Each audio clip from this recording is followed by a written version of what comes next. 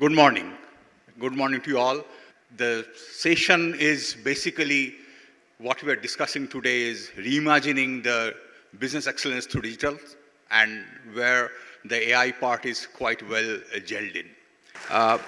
In our today's panel, in the opening session, we have Mr. Souvik Banerjee, who is Global CEO, Products, Technology and Digital Services, Resolve Limited, UK.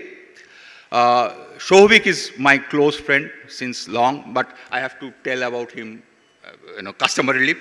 Souvik is an Indian entrepreneur and former cricketer. Note that, former cricketer, currently serving as the Global CEO of Products and Technology at Resolve Limited, UK. He was also a former Chief Technology Officer at Tata Click and Tata Digital. So let's start the session. May I request Souvik to kindly share your perspective. Over to you, Souvik.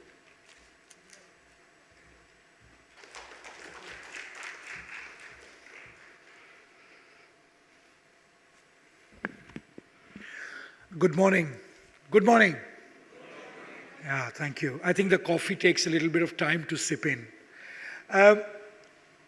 Honorable guests from various industries, Honorable Principal Secretary, Honorable Co-Chair and Chair, Dipankarda, and all the leadership on the stage. It's an absolute pleasure to open up this conference where my heart and my head has had relationships over the last few years. Let me, at the onset, say what ICT does, what CII is trying to do. I have been associated over the last 7-8 years with CII. Whenever I am in the country, in the city, it gives me an immense pleasure. You know what it does is it germinates very interesting, thought-provoking conversations which people take away. And the conversations doesn't stay in ITC Shonar. It goes back in the offices where the thought starts germinating. Now, when I read this topic, reimagining business excellence, and to take cue from what Dipankarda was saying is the redundancy of 40% of generic CEOs and the work they do. Now, I run an organization with my background in AI over the last 23 years, having built very many things after I came back to this country. Just to name a few, Jio and the Tata Click ecosystem, the Tata Digital, Tata New, BB, 1MG, all of that, I realized there's a lot of AI and data, but at the onset, the new age organizations are reimagined. Right now, I probably have observation of about 20 odd different cultures and countries where various different CEOs I meet, I converse.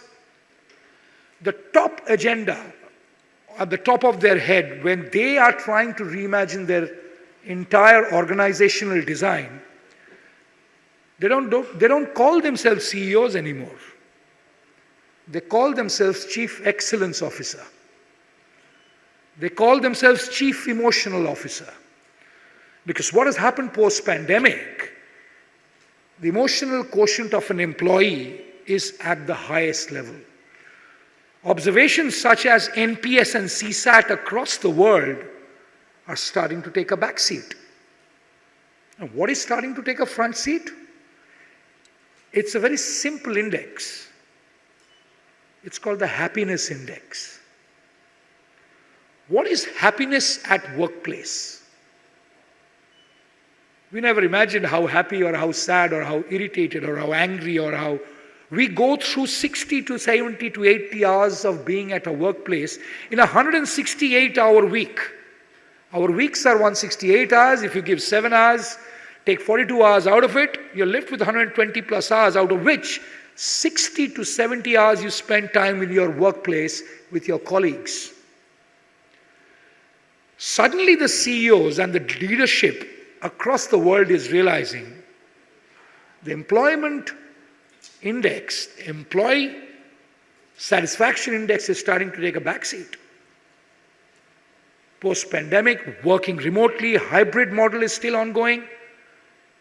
I repeat, bulk of the leadership, bulk of the enterprise organizations, Fortune 500s, are starting to reimagine one of the core KPIs, Happiness Obsession Index, HOI. What does happiness mean? It literally means how you are measuring a framework and creating the employment model. If you have a happy employee, you get more productivity, period. If you're a happy employee, you get more sustainability. If you're a happy employee, there is more retention and less attrition and churn. That's the operating model we are observing. Now you can say, Shavik, what's AI and technology got to do with it? Well, here's the conundrum we are dealing with. Here is a device. Here is an intelligent brain. If I take the operating system out and the intelligent apps out, it's an intelligent brain talking to a dumb device, using a thumb which gets operated by the brain. I will repeat again so that it immerses in yourselves. An intelligent brain moves my fingers, operates with a dumb device, and it has an intelligent operating system and a set of intelligent apps. Every human being is using this at workplace also. Now, if you give the employee another set of tool which is linear and non-intuitive, what is the employee going to do? He or she is interacting fundamentally behind what he or she is doing at day-to-day, every hour of the life. I bring that whole thought process to one model. If you reimagine organizational design, it starts from the mindset. The leadership drives mindset. Next step, which is observed across the world, is once you decide that you want to change the operating model or organizational design, you use technology and tools. Still technology is an enabler, still AI is an enabler. Yeah, only difference is PPT.coms are generated by the GPTs of the world and LLMs of the world for leadership today.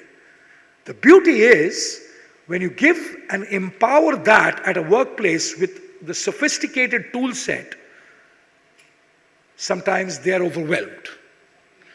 So when you do organizational design, the reimagination of business excellence starts appearing from the top to the bottom in some organizations and bottom up to some organizations. Netflix is bottom up. Google is top down. Technology companies such as Microsoft is bottom up. Organizational design and reimagining and impacting and creating productivity in form of business excellence is not only profitability. Today there is a buzzword that startups are extremely buoyant. Firstly, that word is a little bit overwhelming because first you have to be surviving for 7+ years to be a business. You are never a startup, you're a business. Whether you start today or whether you are a 15 or 30-year-old or a 150-year-old like my ex-employer Tata Group, your entire operating model starts on trust. Your reimagination's core is still trust. And then you disperse the trust across employees, across your entire organizations, then to your customer. You cannot implement any matrix unless your customers' matrices are employees' matrices. That's one part of reimagination. Excellence is now getting defined in 3 different pyramids. One, the ability to not only work 100-hour weeks. Productivity is not only the instrument of excellence. Productivity is one of the instruments of excellence.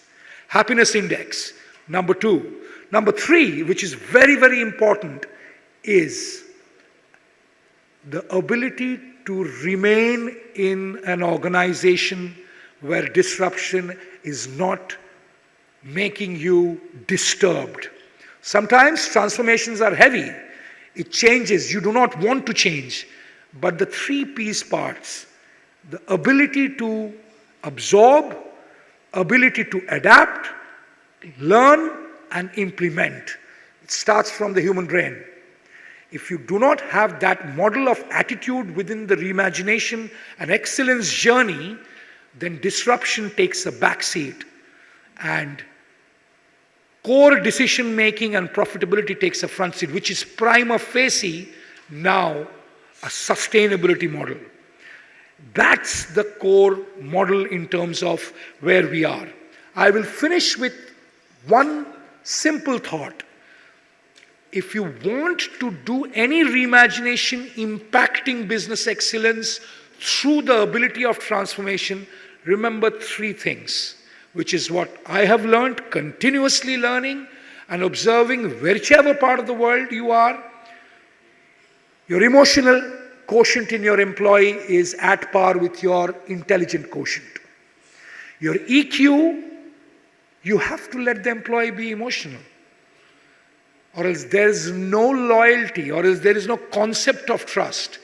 Your EQ is at par with your IQ as part of reimagination of business excellence in this transformative world. 2, tools doesn't take over. You still command the syntax. You still command the fabric of usage. Yes, you will be a slow learner. Some employees will learn fast, but that's okay.